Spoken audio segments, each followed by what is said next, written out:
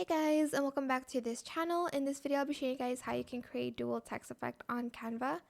So I just made like 4 pages with like the same text and just different colors, and I saved them all as like a PNG here. I don't think it has to be transparent, just make sure the background is the same color. I'm just going to remove everything here, and then for instance I want to like make a text with 4 colors. I can do that.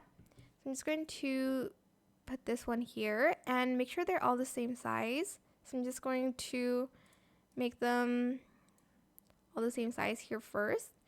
And then for the first one, I'm just going to drag this and pull it down. Actually, I'm just going to do it this way.